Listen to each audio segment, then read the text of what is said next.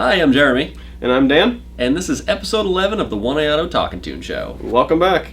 Today we're going to talk about a bunch of facts about wagons and why you should probably own one. Definitely.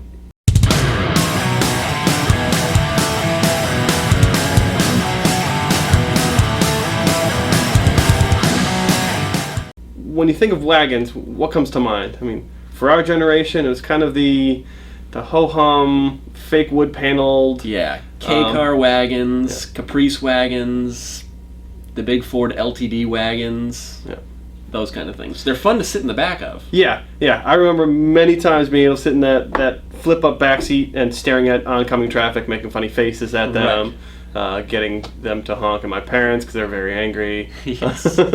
Yeah, just generally causing a ruckus in the far back seats. Because you used to be able to sit backwards in those back seats and throw things out the back window if you wanted.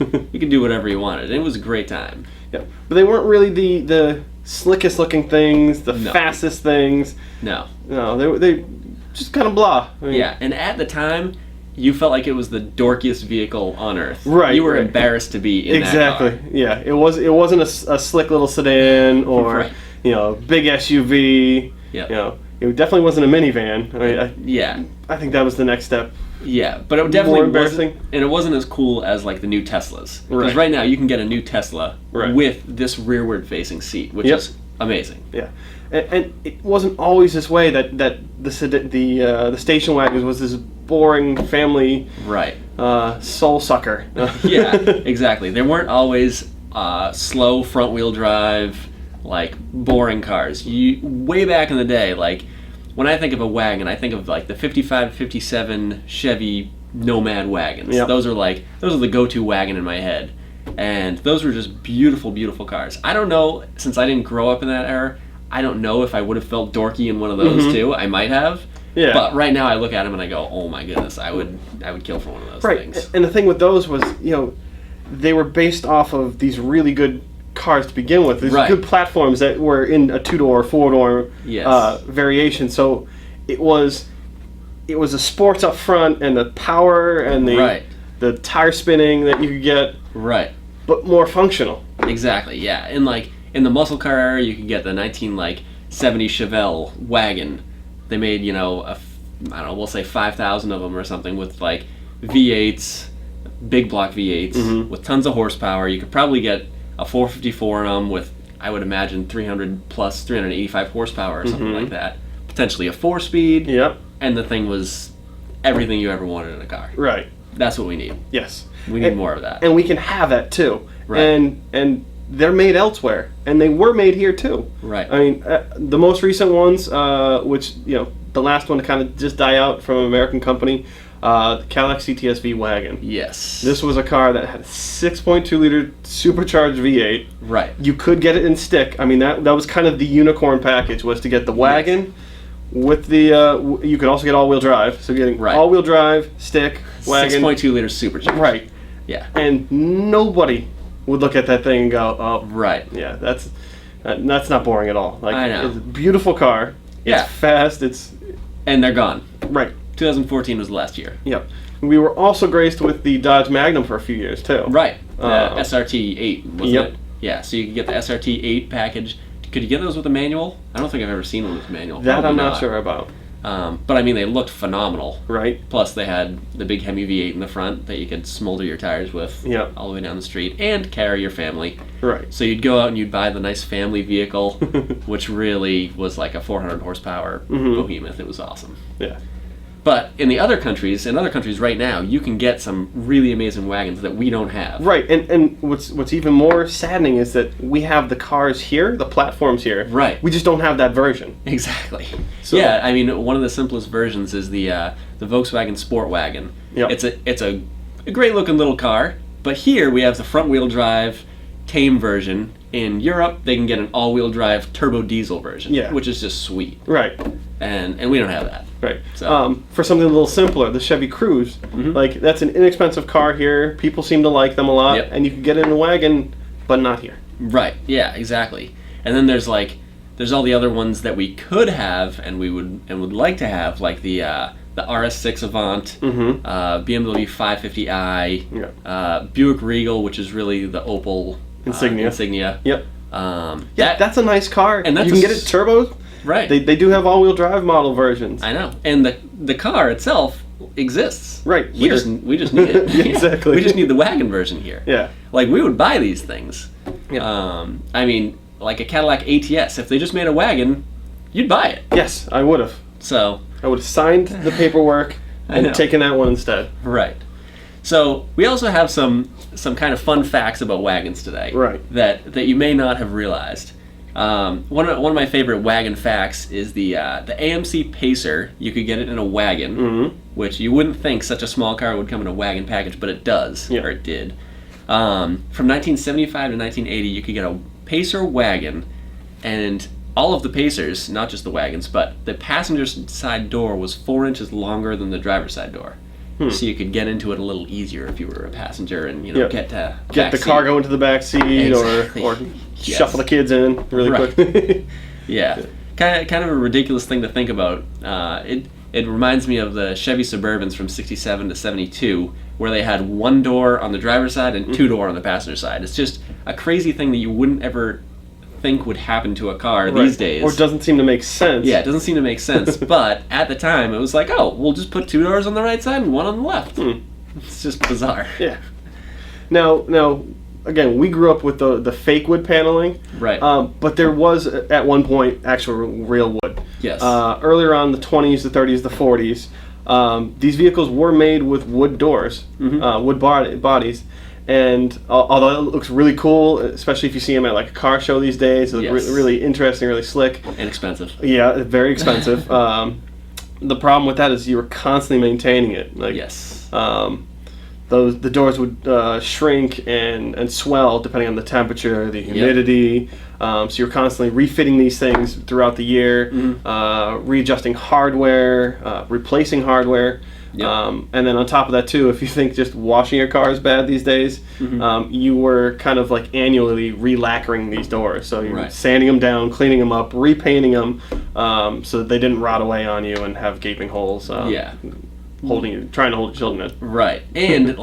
And nowadays, if you ever go to like swap meets and stuff, sometimes you see like a Woody Wagon project, and it's just basically the cowl. It's the cowl with like a windshield around it. Yeah. And there's nothing left. That like you have to just invent all of the Actually doors. build the doors. Yeah, the doors, the whole back half of the body. Yeah. It's pretty amazing to see how much of those cars was actual wood back then. It's incredible. Another fun fact: the longest Ford wagon that was ever created was the 73 to 78 Ford LTD Country Squire wagon, and it was almost 19 feet long, which is that's a bus. It's basically a bus. Yeah, it wouldn't have been that long, but they needed to put the 5-mile-per-hour bumpers on the back and the front, and that added 5 inches on each end of the car. Gotcha. But I mean, it was almost 19 feet long. That's more than 2 smart cars. Yeah. So it's a pretty ridiculously huge vehicle. Right. So it's also I don't know if that's the one in the Chevy Chase movies. I'm not sure if they used a Ford in that movie or not, but National Lampoon's. Yeah. I'm pretty sure that they used Ford or Mercury in that movie. I might be wrong. Yeah, it was kind of a custom one-off deal that they with made. like the double headlights and stuff. But yeah, that's immediately what I think of when I think of those giant wagons. Right. Yeah. So one of the other things too is station wagons tend to be cheaper to insure than their current counterpart these days, the crossover, the SUV. And a lot of that comes down to really they're smaller in size, so they're going to do less damage to whatever they're hitting. Yep. And then on top of that, they're not quite as desirable for thieves. Yep. So again, there's not much demand for them. It keeps the insurance rates down. Exactly. Which is another good savings you can do by getting one of these awesome vehicles. Yeah, the insurance company doesn't need to realize that you have a 400 horsepower engine under the hood of the wagon. They just want to see that you have a nice family vehicle, that you'll be safe and drive slowly in. And that's the other thing too is they assume that people buying station wagons are actually going to be parents, who are going to traditionally drive safer because they have kids and cargo. Yes. Yeah. Which maybe you will, maybe you won't. Yes. Maybe you'll be doing burnouts and racing at the track every day. Exactly. Or taking awesome road trips with these things. Right. And another good, awesome benefit of these things is you carry your bed with you. Like, exactly. And it's enclosed. It's not like a truck where there's the bed. Right. But if it rains, you're getting a little wet. Right. Yeah. You just fold down the rear seat, and now you have like 8 feet of bed in the back of each one of these. It's amazing. Speaking of powerful wagons, in 1961 and 62, Corvair made a wagon. Mm-hmm. There was about 30,000 of them produced, and you could get so they were all air-cooled because it's a Corvair. Yep. So it was a flat 6, air-cooled, but you could get them with 2 different turbocharger packages. One was 80 horsepower, and one was about 95 horsepower or 98 horsepower. So, although it is a Corvair, mm-hmm. you could get a pretty sweet Corvair wagon back in the day. Yeah. And I don't know, it's something I would love to have because I'm into that old stuff that other people are like, why would you ever want that? But of course, it's air cooled. You don't have to replace the water pump or radiator. So sounds like a pretty sweet deal. Something I would want. Now contrast that against one of the crazy high horsepower ones. We already talked about the cts-v, mm-hmm. but the one actually that's still currently in production, one of the few sedans, station wagons that we can get in the country here, mm-hmm. is the Mercedes E63 AMG. Yes. Which was all-wheel drive, 577 horsepower, 5.5 liter V8 engine. Like that's that's great. That's a muscle car. Yeah. Yeah. With the ability to haul groceries in the back. Right. Yeah, another ridiculous wagon that is actually available is the Volvo V60 T6 Polestar. Yeah, it's a mouthful. Yeah, it's definitely a mouthful, but all-wheel drive, like 350 horsepower-ish, and they're beautiful looking. Yep. I was looking at pictures of them just the other day, and they are beautiful. I love that you can get them in like this beautiful baby blue paint, mm-hmm. which people that I am in the same family with hate that color, but I love it. That's why it's even better. I would paint every car of mine that color if I could. It is beautiful. Yeah. One of the other great things about wagons over the years is that you can pretty much pick and choose and get them any way you want. Mm-hmm. If you wanted a gasoline engined front wheel drive, you could. Yeah. You wanted to get a stick manual transmission, you could. You get them all-wheel drive. I mean, we even have them in hybrids and diesels. Mm-hmm. The options were endless. Right. And they could be again. Exactly. Yeah. Plus, when it's wintertime, you can reach the roof when you're clearing the snow off of it. Yep. Unlike your Suburban, where you're looking up at it like, I can't even touch the windshield on this thing. Get a step ladder out. Right. Yeah. And it's unused storage space, too. Like exactly. Like, how are you going to get up there to put your bike up there? Or can't do it. Right, yeah. I mean, sure, you could just put it in the back. Right. But I mean, it looks cooler on the roof. Exactly. Then people know you're sporty. Yes. They know you're an active individual, and they're like, oh, man, that guy must be really cool. So yeah, I mean, these are just some of the reasons why I think everybody needs a wagon. Dan and I are huge wagon fans. Yes, very much so. I grew up in them. K-Car, Plymouth Reliant. Right. Followed by our next one was the Buick Century wagon. Yep. Okay. Sweet ride. Yeah. Yeah. Not high in horsepower. No, but it's the memories. It's the memories, yes. Exactly. It may not have been cool at the time, but looking back, you're like, oh my god, that was a fantastic wagon. So tell us your wagon experiences, and let us know which wagons you want. Which ones do we need in the U.S.? Tell the car manufacturers why we need these wagons again. Or what cars you think would be even better in wagon form. Yeah, exactly. Because there's tons of cars out there that I would love to throw a wagon back half on. Yeah. And I don't know if Corvette's one of them. That might be a little weird. There's some concepts out there. Yes, yeah. But I don't know. We'll see. There's a lot of cars out there that could be beautiful wagons. Talk to us. Leave some comments. Like us on Facebook. Shoot us some tweets. All that. And we will see you next time. Yes. All right.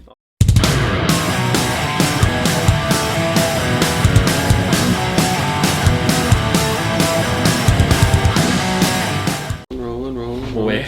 We are on camera.